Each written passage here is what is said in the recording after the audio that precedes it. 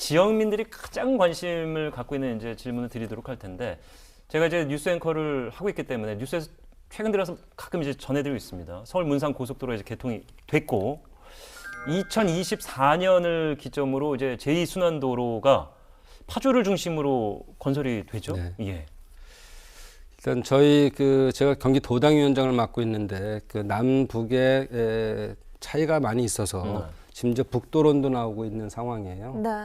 한 예로 교통비만 보더라도 남쪽에서의 한 달 교통비하고 북쪽에서 쓰는 거라면 2배를 많이 씁니다. 북쪽에서. 그만큼 이제 교통 상황이 열악한 거죠. 다행히도 지난해 11월 정도에 서울 문산고속도로가 개통이 됐고 말씀하신 것처럼 제2순환도로가 만들어져요. 그래서 김포에서 파주로, 파주에서 양주로 이렇게 쭉 도는 건데요. 전체 완성은 한 26년 정도 돼야 되고 파주를 중심으로 한 것은 이제 24년도까지 완성이 될 거고요. 또 하나는 저희가 남북관계가 영원히 이렇게 가지는 않잖아요. 그래서 지금까지 문산에서부터 도라산까지의 전철화를 제 임기 동안 했고요. 네. 거기에 또 다시 도로도 만드는데 이 도로는 결국은 개성 거쳐서 평양을 거쳐서 신의주로 해서 이게 아시안 하이웨이라고 그래서 이 가는 도로거든요. 저 서울 문산고속도로가 끝나는 지점에 다시 문산 도라산 도로를 만들고 이게 나중에 근본적으로는 북한 쪽까지도 이어지는 건데요.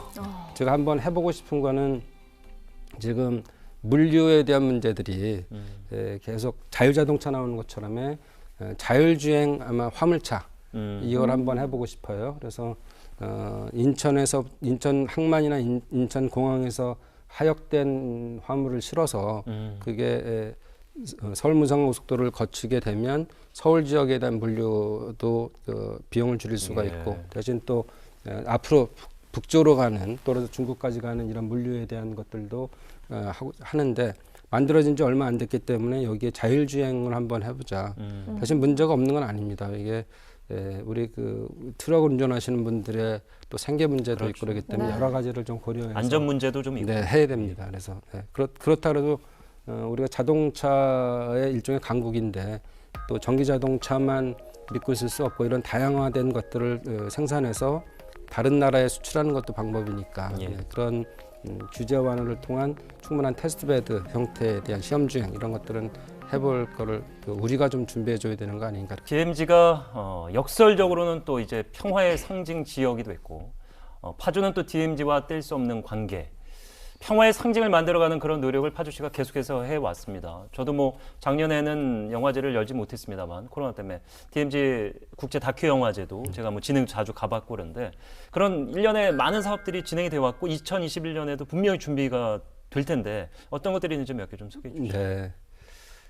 예산 차원에서 보면요 한 2가지 사업이 있는데요. 저희가 53억 정도 들여서 ICT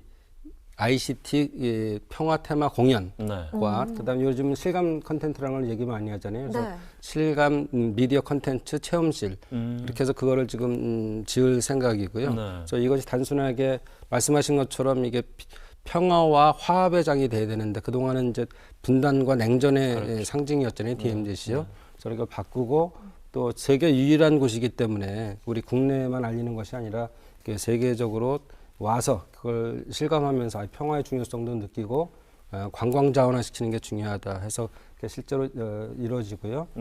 또 하나는 이제 DMZ 평화예술 사업이라 그래서 일종의 지붕 없는 박물관입니다. 그래서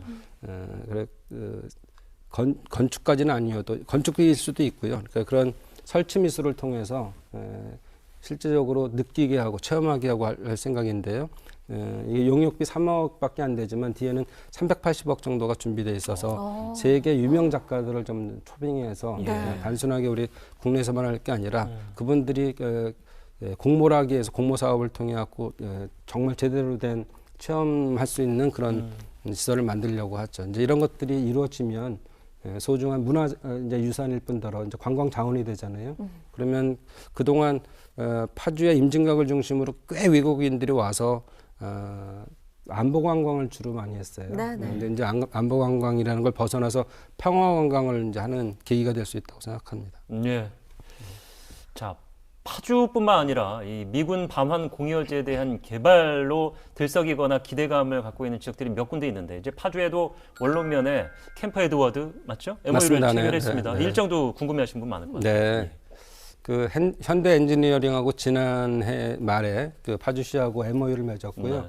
1년간 이 사업 시행 계획을 내면 지자체가 그거에 대해서 심사를 하고 승인을 내게 돼 있습니다. 근데 규모가 5,892세대니까 거의 6,000세대가 되고요. 예. 20만 평에 대해서 이루어지는 것이고 예. 의미가 있는 건 아까 원룸면이라고 말씀하셨는데 지역적으로는 원룸면이 아파트가 한 군데도 없는 면단인데 그래서 그거에 대한 이거를 그동안 LG LCD가 있음에도 불구하고 이게 그 구조조정으로 굉장히 경제가 침체되어 있거든요. 디프레스되어 있는데 그에 대한 보상 차원에서 다시 활기를 띨 수 있다는 게 하나 또 의미가 있고요.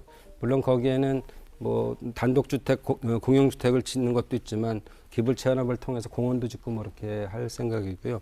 다른 의미는 대통령 공약에도 들어가 있는데 이게 미군 반환 공유지라는 데가 굉장히 옛날에는 멀리 지었겠지만 그동안 도시가 팽창하면서 도시 내에 있기 때문에 지가가 높아요. 맞습니다. 네. 지자체의 열악한 예산으로는 해결할 수 없는 문제들이 있어서 저희가 대통령 공약에 미군 반환 공유지에 국가 주도 개발 이거를 집어넣었거든요. 그럼에도 불구하고 진척이 잘 안 됐었는데 캠프 에드워드를 통해서 이런 경우를 통해서 하나가 이루어진다면 다른 데도 이제 본보기가 될 거고 그런 미군 부대가 점유했던 지역이 다른 이렇게 산업시설이 되거나 주거시설이 되거나 공원시설이 되는 좋은 본보기가 될 수 있다고 생각합니다. 네.